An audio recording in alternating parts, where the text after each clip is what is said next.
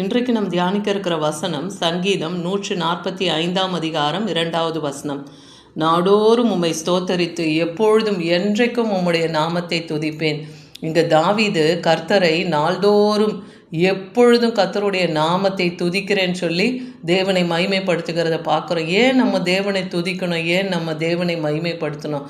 ஏன்னா நம் தேவனாகிய கர்த்தர் அவர் உயர்ந்து இருக்கிறார், அவர் உன்னதத்தில் வாசம் பண்ணுகிறார் இல்லையா? அவருடைய நாமத்தை நாம் உயர்த்தி போற்றி அவரை நாம் மகிமைப்படுத்தணும், என்றைக்கும் அவரை ஸ்தோத்தரிக்கிறவர்களாக இருக்கணும். அதுதான் இந்த முந்தின வசனத்தில் பார்க்குறோம். சங்கீதம் 145:1 ராஜாவாகிய என் தேவனே, உம்மை உயர்த்தி உம்முடைய நாமத்தை எப்பொழுதும் என்றென்றைக்கும் ஸ்தோத்தரிப்பேன்.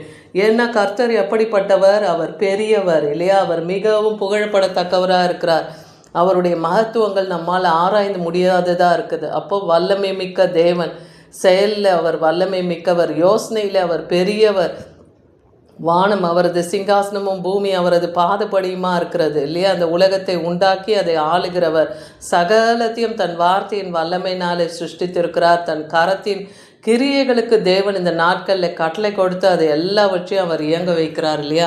அப்போ அவ்வளோ பெரிய தேவன், அவ்வளோ மகத்துவமும் வல்லமையும் மிக்க தேவனை நாம் நாள்தோறும் தேவனை ஸ்தோத்தரித்து எப்பொழுதும் என்றைக்கும் அவருடைய நாமத்தை தாவீது துதித்தது போல துதிக்கணும். நாம் உபத்திரவத்து மத்தியில் இருந்தாலும் சரி, பாடுகளுக்கு மத்தியில் இருந்தாலும் சரி, ஒவ்வொரு நாளும் நம்ம தேவனுக்கு கொடுக்குற நேரத்தை நாம் விட்டுவிடக்கூடாது. ஏன்னா அவர் நம்மை படைத்து ஆள்கிறார் இல்லையா? இம்மட்டும் நம்மை காத்து வழிநடத்தி வருக. ஒரு நாளும் தேவன் நம்மை தனது உள்ளங்கைகளிலே அவர் நம்மை வரைந்து நம் மதில்கள் எப்பொழுதும் அவருக்கு முன்பாக இருக்கும்படியாக நம்மையே அவர் நோக்கி கொண்டு இருக்கிறான்னு பார்க்குறோம். நீதிமான் மேல் கர்த்தருடைய கண் நோக்கமாக இருக்குன்னு பார்க்குறோம் இல்லையா? அதனால் கர்த்தரை நாம் மகிமைப்படுத்துகிறவர்களாக அவரை துதித்து ஆராதித்து ஒரு நாளும் அவருக்கு கொடுக்க வேண்டிய கனத்தை நாம் கொடுக்கிறவர்களாக இருக்கணும். ஏன்னா வெளிப்படுத்தல் 7ஆம் அதிகாரம் 15ஆம் வசனத்தில் பார்க்குறோம். ஆனபடியால் இவர்கள்னு சொல்லப்பட்டிருக்கு. அந்த இவர்கள் யாருன்னா, இந்த உலகத்தில் கிறிஸ்துவின் நிமித்தம், ஊழியத்தின் நிமித்தம் மிகுந்த உபத்திரவத்தை பட்டு ஆட்டுக்குட்டியானவர் இரத்தத்தினாலே தங்கள் வஸ்திரத்தை தோய்த்து வெளுத்தவர்களாக இருக்கிறாங்கன்னு வேதவசனம் சொல்லுது. அப்படிப்பட்டவர்கள் தேவனுடைய சிங்காசனத்துக்கு முன்பாக இரவும் பகலும் அவருடைய ஆலயத்திலே அவர்கள் சேவிக்கிறார்கள் என்று வேதவசனம் சொல்லுது. சிங்காசனத்தின் மேல் வீற்றிருக்கிறவர் இவர்களுக்குள்ளே வாசமாக இருப்பார். அப்போ அவரும் தேவனாகிய கர்த்தரும் இவர்களுக்குள்ளாய் வாசமாக இருப்பார். இவர்களும் தேவனை சதா காலமும் துதித்து அவரை மகிமைப்படுத்தி கொண்டிருக்காங்களாம் பரலோக ராஜ்யத்தில்.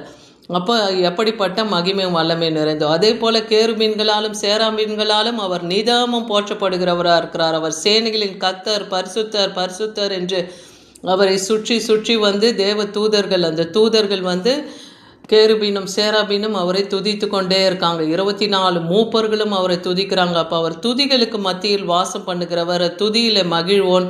அவர் எல்லா துதிக்கும் கனத்துக்கும் அவர் பாத்திரராக இருக்கிறார்னு பார்க்குறோம்.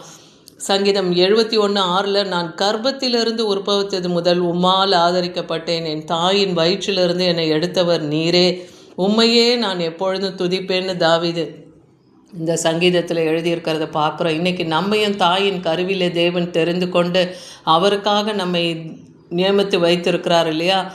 அவருடைய நாம பிரஸ்தாபத்தை நாம் எல்லா எல்லையிலும் நாம சங்கீர்த்தனம் பண்ணும்படியாக தேவன் நம்மை தெரிந்து கொண்டிருக்கிறார். அதுக்கு எவ்வளோ பெரிய பாக்கியம் நமக்கு. இன்றைக்கி கர்த்தருடைய இந்த செய்தியை கேட்கிற நீங்களும் பாக்கியவான்களாய் பாக்கியவதிகளாய் வைப்பார். தேவனை துதிங்க, தேவனை மகிமைப்படுத்துங்க. கர்த்தருக்கு புது பாடல்களை பாடி அவரை மகிமைப்படுத்தும் போது கர்த்தர் உங்களுக்காக இறங்கி உங்கள் எல்லையிலே என்ன காரியங்கள் இருந்தாலும் அந்த தடைகளை நீக்கி போட்டு உங்களுக்கு அற்புதத்தை செய்வார். ஏன்னா அவர் நீதியும் நியாயங்களின் நிமித்தம் ஒரு நாளில் 7 தரம் உம்மை துதிக்கிறேன்னு சங்கீதம் 119 164 தாவீது சொல்லுகிறத பார்க்குறோம். இன்றைக்கி நம்ம எத்தனை பேர் அப்படி துதிக்கிறோம்? அதிகாலையிலே துதிக்கணும், மதிய வேலையிலே துதிக்கணும், மாலை வேலையிலே துதிக்கணும், இரவினிலே நாம் துதிக்கணும். எப்படி தாவீது தானியெல்லாம் 3 வேளையும் தேவனை துதித்தாங்க. எப்பொழுதெல்லாம் கர்த்தரை நினைக்கிறாங்களோ அப்பெல்லாம் தாவீது தேவனை நோக்கி துதிக்கிறார், அவரை மகிமைப்படுத்துகிறார். இரவு நள்ளிரவுகள் எல்லாம் அவர் விழித்து கொள்ளும் போதெல்லாம் வனாந்திரத்தில் கூட கர்த்தரை நோக்கி அவர் கூப்பிடுகிறார், கர்த்தரை மகிமைப்படுத்துகிறார்னு பார்க்குறார். எப்பொழுதும் அவர் வாயில தேவனை துதிக்கிற துதி தாவீதுக்கு இருந்தது. அதனால்தான் தாவீதை எல்லா தீமையான கிரியைகளுக்கும் தேவன் விலக்கி பாதுகாத்தார். சங்கீதம் 72:14-15 பார்க்குறோம். அவர்கள்னு சொல்லப்படுது. அந்த அவர்கள் யாருன்னா பலவீனர்களும் எளியவர்களும். அவர்களுடைய ஆத்மாவை வஞ்சகத்திற்கும் கொடுமைக்கும் தேவன் தப்புவிப்பாராம். அவர்களுடைய ரத்தம் அவருடைய பார்வைக்கு அருமையாக இருக்கும். அப்படி பலவீனர்கள் எளியவர்கள் மற்றவர்களால் கொடுமைப்படுத்தப்பட்டாலும் அவர்களுடைய ரத்தம் கர்த்தருடைய பார்வைக்கு அருமையாக இருக்குது. அவர்கள் என்றென்றைக்கும் பிழைத்திருப்பார்கள்னா அவங்க நித்திய ஜீவனில் இருப்பாங்க. இந்த உலகத்தில் பாடுகளை படுகிறவர்களுக்கு தேவன் பரலோகத்திலே ஒரு இளைப்பாறுதலை தேவன் வைத்திருக்கிறார் இல்லையா? அதான் ஷேபாவின் பொன் அவருக்கு கொடுக்கப்படும், அவர் நிமித்தம் இடைவிடாமல் ஜபம் பண்ணப்படும், என்னாலும் ஸ்தோத்தரிக்கப்படுவார். அப்போ அவர் குறித்து இடைவிடாமல் ஜபம் பண்ணி ஸ்தோத்தரித்து அவருக்கு நாமத்தை மகிமைப்படுத்துகிறவர்களாக இருக்கணும். அப்போ இன்றைக்கி இந்த செய்தி மூலமாய் தேவன் நமக்கு கற்றுக் கொடுக்குற காரியம் என்ன? தேவனை நாம் தினசரி தியானிக்கும் தியானமானது இனிதாக இருக்கணும்.